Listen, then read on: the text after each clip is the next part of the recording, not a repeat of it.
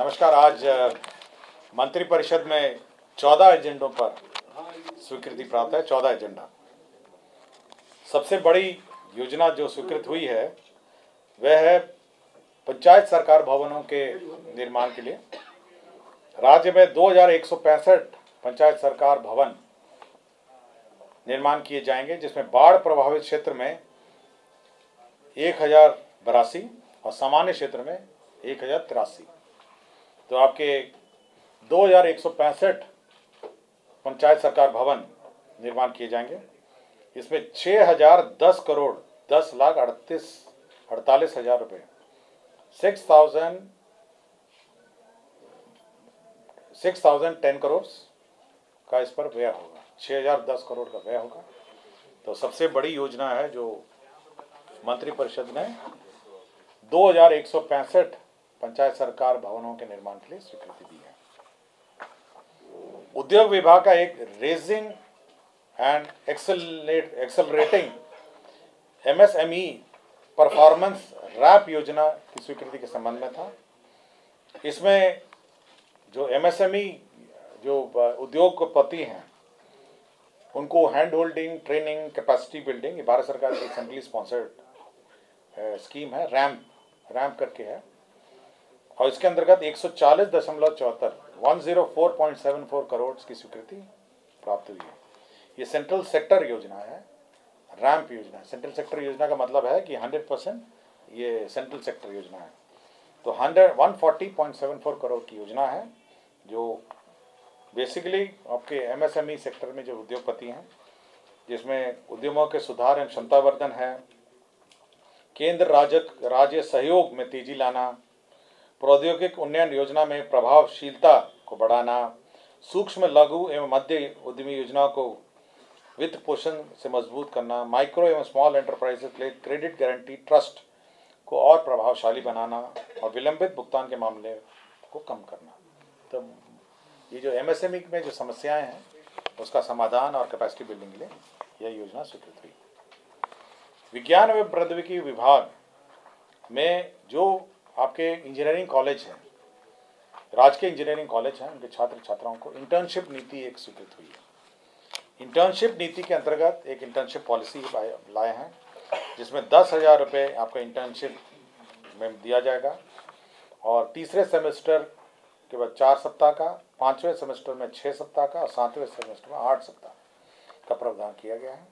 और इसमें जितने सरकारी निगम हैं, हमारी सरकारी संस्थाएं हैं, उसमें इंटर्नशिप हो सकेगी और इनको इंटर्नशिप प्रोत्साहन राशि जो है वो 10,000 रुपये दे होगी। तो ये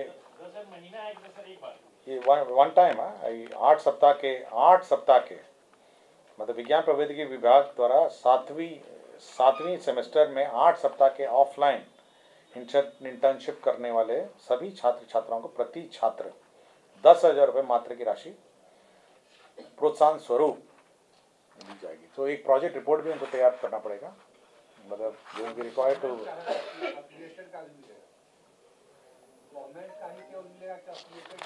सभी का है, लेकिन मतलब आपको एक आपके जितने निगम है ये सब हैं, तो आपको एक प्रोजेक्ट रिपोर्ट तैयार करना पड़ेगा और 10,000 रुपीज़ जो है इंटर्नशिप आपको एक वन टाइम आपको दिया जाएगा।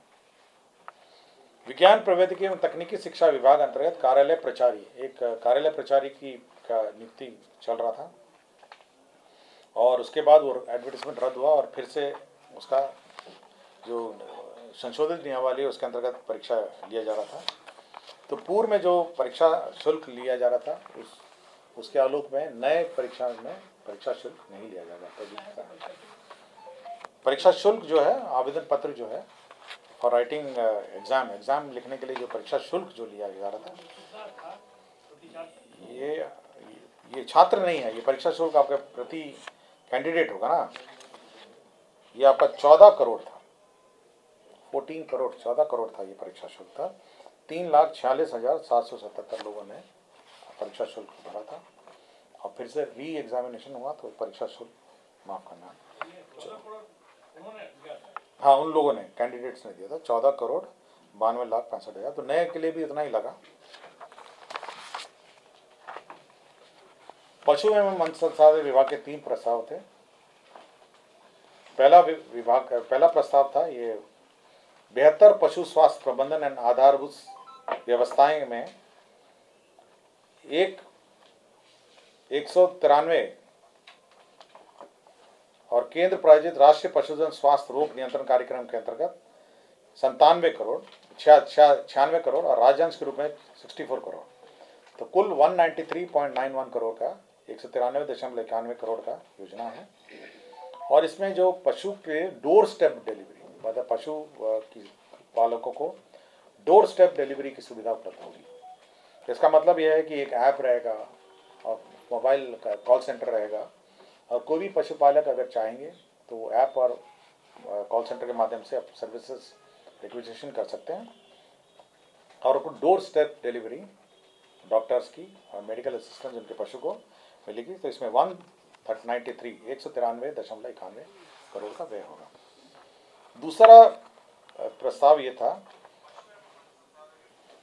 जो प्रधानमंत्री मत्स्य संपदा योजना,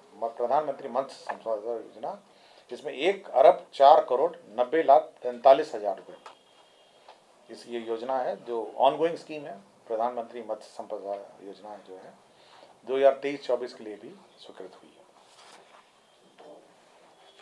और तीसरा है ये RRDF, नाबार्ड के अंतर्गत RIDF लोन के अंतर्गत है, जिसमें 200 अदद एनिमल एम्बुलेटरी वैन,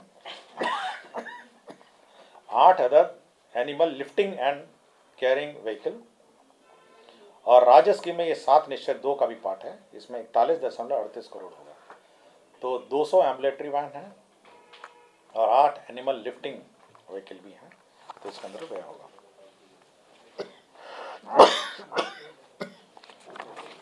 तीन योजनाएं हैं प्रधानमंत्री ग्राम सड़क योजना।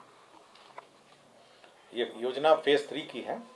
एक किशनगंज जिले की है ठाकुरगंज प्रखंड में, दूसरा दरभंगा जिले के कीर्तरपुर प्रखंड में है, और तीसरा आपका किशनगंज जिले के टेढ़ागाछी प्रखंड में है। तो 3 योजनाएं स्वीकृत हुई हैं। एक में आपके 64,67,11,000 रुपये व्यय होगा। ये किशनगंज जिले के ठाकुरगंज प्रखंड का रोड है। दरभंगा जिले के कीर्तरपुर प्रखंड में 35,07,49,000 रुपये का रोड स्वीकृत हुआ है। और योजना संख्या ये प्रधानमंत्री ग्राम सड़क योजना किशनगंज में 31,42,00,000 रुपये, तो 3 प्रधानमंत्री ग्रामीण सड़क योजना में स्वीकृत हुए। विज्ञान प्रौद्योगिकी एवं तकनीकी शिक्षा विभाग NIT पटना, आपको याद होगा कि 4 तारीख को माननीय मुख्यमंत्री जी गए थे वहाँ पे, और उन्होंने एक इंक्यूबेशन सेंटर स्थापित करने की घोषणा की थी 4 तारीख को। तो ये B+G+4 basement plus ground plus 4 furniture सहित और अन्य जो इंक्यूबेशन सेंटर है NIT का, ये 47,76,00,000 रुपए की स्वीकृति दी है, प्रशासनिक स्वीकृति। ये NIT द्वारा ही संचालित होगा।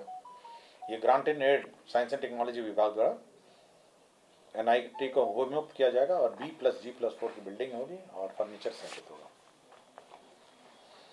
आगामी लोकसभा चुनाव निर्वाचन में 2024 और 25 में जो पर्सनल मैनेजमेंट है सॉफ्टवेयर जो है, जिसके माध्यम से इलेक्शन पर्सनल का डिप्लॉयमेंट होता है, मॉनिटरिंग होता है, वह NIC द्वारा उनकी संस्था NICSI से कराए जाने का निर्णय लिया गया है। इसकी अनुमति दी गई है इलेक्शन विभाग को नॉमिनेशन के आधार पर। नगर विकास विभाग में जो नगर निकायों के लिए वाणिज्य कर विभाग द्वारा पेशा कर, जो आपके पेशा कर जो वसूली होती है, उसे 75 करोड़ जो है वो विभिन्न नगर निकायों को विमुक्त करने के लिए प्रस्ताव आया था। ये नगर विकास एवं आवास विभाग का है। और अंतिम एजेंडा ये था कि योजना एवं विकास विभाग का, जिसमें राज्य योजना अंतर्गत जो कार्यरत बिहार मौसम सेवा केंद्र जो सृजित पद हैं, ये पहले योजना मद में थे और हर 5 साल इसको रिन्यू होना था। अब एक गैर योजना मद में स्थानांतरित कर दिया गया। ये योजना को ही स्थानांतरित गैर योजना में कर दिया गया है। इसमें 10 हैं आपके जो प्रशासनिक पद हैं, और तकनीकी विशेषज्ञ पद 43 हैं। तो मौसम विज्ञान केंद्र, आपको जानकारी होगा, मौसम विज्ञान केंद्र का एक ऐप भी है जिसके माध्यम से टेम्परेचर और वेदर की जानकारी मिलती है। तो 43 हो गए आपके एक्सपर्ट, और आपके जो क्लरिकल और एडमिनिस्ट्रेटिव स्टाफ हैं वो 10 हैं। ठीक है, धन्यवाद।